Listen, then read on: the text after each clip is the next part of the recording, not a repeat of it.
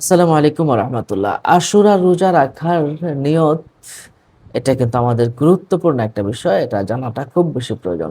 নিয়ত মূলত অন্তরের ইচ্ছা। নিয়ত করতেই হবে। এটা মনে, মনে হোক, মুখে, মুখে হোক বা অন্য সময়ে যেভাবেই হোক। আপনি আশুরার আ রোজার বিষয়ে রাসূল সাল্লাল্লাহু আলাইহি ওয়াসাল্লাম বলেছেন, আইয়ুকাফিরা সানাতান আল্লাতী ক্বাবলাহু ওয়াল্লাতী বা'দা।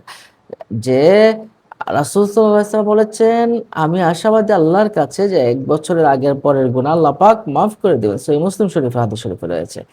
আপনাকে আশুরার রোজা রাখার নিয়ত আপনাকে করতে হবে।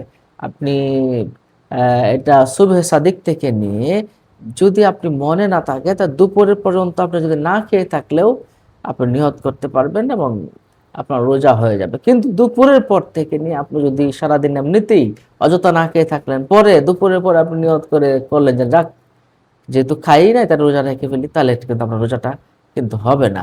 সাহারি খাওয়া সুন্নত, সাহারির সময়ই নিয়ত করাটা হচ্ছে সবচেয়ে মুস্তাহাব। এরপরে আপনার নিয়ত কিভাবে করবেন? যে আল্লাহ আমি আশুরার রোজার নিয়ত করলাম। বাস হয়ে গেল। আশুরা সুন্নত রোজা রাখার নিয়ত করলাম।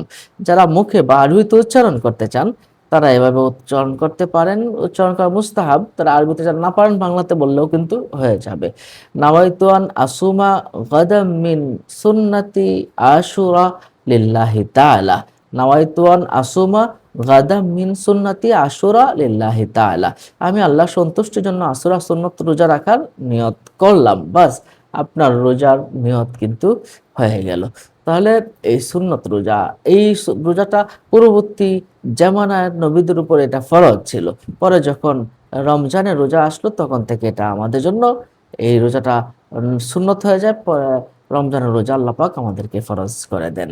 আসুন আমরা এভাবে পড়ি। আর যারা ইফতারি করবেন খেজুর মুখে দেওয়ার আগে আপনি পড়বেন আল্লাহুম্মা লাকা সুমতু ওয়া আলা রিজকিকা আফতারতু। আজ এ পর্যন্ত। আসসালামু আলাইকুম।